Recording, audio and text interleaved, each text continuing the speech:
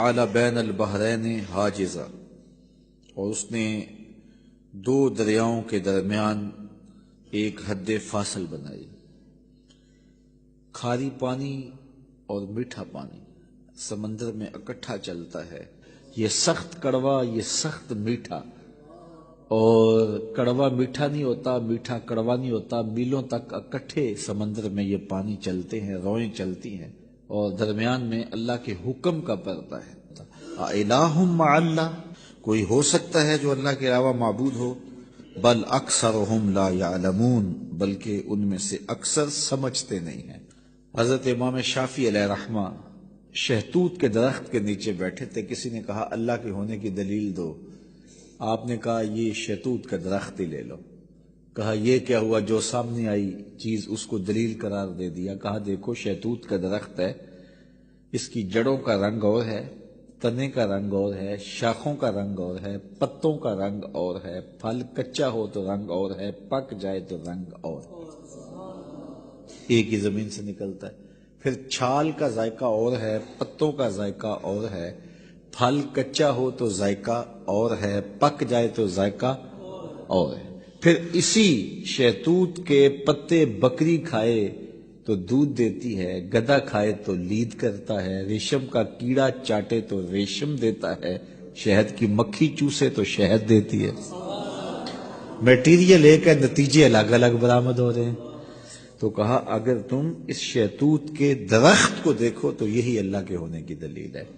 کیا اللہ کے علاوہ اب بھی کسی کو معبود مانو گے؟ جب مشکل میں کافر بھی پھنستے، جب وہ جنگل میں جاتے پھنس جاتے، کوئی راستہ نہ ملتا، یا سمندر میں کشتی پہ سفر کر رہے ہوتے تو کشتی ڈولتی اور موت سامنے نظر آتی، پھر اپنے بتوں کو نہ پکارتے، پھر خدا کو پکارتے، لیکن اللہ اتنا کریم ہے پھر بھی انہیں نجات عطا کر دیتا۔ یہ نہیں کہ اب پھنس گئے ہیں تو ڈبو دو، نہیں، اللہ تعالیٰ جل شانہ کافر بھی فریاد کرے تو اس کی بھی سنتا ہے۔ اس لیے کہا مظلوم کی آہ سے ڈرو، چاہے وہ کافر کیوں نہ ہو۔ اگر مظلوم کافر بھی ہو تو وہ بھی اگر اللہ کو پکارے گا تو اللہ اس کی بھی فریاد سنے گا۔ اللہ اکبر۔ تو جب مشکل میں پھنس جاتے ہیں، صحراؤں میں، جنگلوں میں، اور جب وہ سمندری سفر میں طوفانوں کی زد میں اور بھنور میں پھنس جاتی ہیں ان کی کشتیاں، تو پھر وہ اللہ کو پکارتے ہیں، اور اللہ تعالیٰ جل شانہ بھنور میں پھنسی ہوئی کشتیوں کو نکال دیتا ہے اور مشکلوں کو کافور کر دیتا ہے۔ وَيَكْشِفُ السُّوءَ وَيَجْعَلُكُمْ خُلَفَاءَ الْأَرْضِ، اور وہ مصیبت کو دور کر دیتا ہے اور تم کو زمین میں صاحب تصرف بنا دیتا ہے، زمین کی خلافتیں عطا کر دیتا ہے، تخت و تاج عطا کر دیتا ہے، تمہیں شاہی دے دیتا ہے۔ اللہ تعالیٰ ارشاد فرماتا ہے الہ مع اللہ، کیا اب بھی اللہ کے علاوہ کوئی معبود بناؤ گے؟ کون ہے جو تمہیں مشکلوں میں کام آتا ہے؟ کون تمہارے دکھوں کا مداوا ہے؟ قلیلا ما تذکرون، بہت تھوڑے ہیں جو یاد رکھتے ہیں۔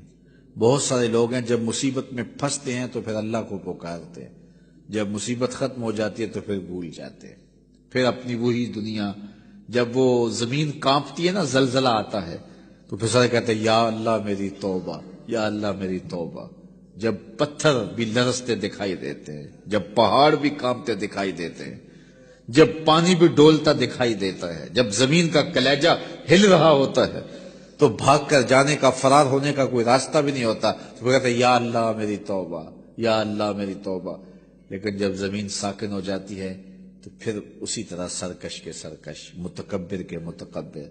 تو جب پھنس جاتا ہے تو سب کچھ دینے کے لیے تیار ہو جاتا ہے، لیکن جب بچتا جاتا ہے تو پھر راستے ڈھونڈتا ہے۔ جب مشکل میں آتا ہے تو وہ کہتا ہے یا اللہ مجھے بچا لے، میں تو سجدے سے سر نہیں اٹھاؤں گا، پکا نمازی بن جاؤں گا، کسی کو دکھ نہیں دوں گا، کسی کو اذیت نہیں دوں گا، تیرے بندوں کی خدمت کروں گا، تیرے گھر کی نوکری کروں گا۔ کیا کچھ نہیں کرتا، تو کہتا ہے مسجد صاف کروں گا، میں لیٹرینیں بھی صاف کروں گا، مجھے اس مصیبت سے، اس مقدمے سے، اس دکھ سے، اس پریشانی سے، اس بیماری سے بچا لے۔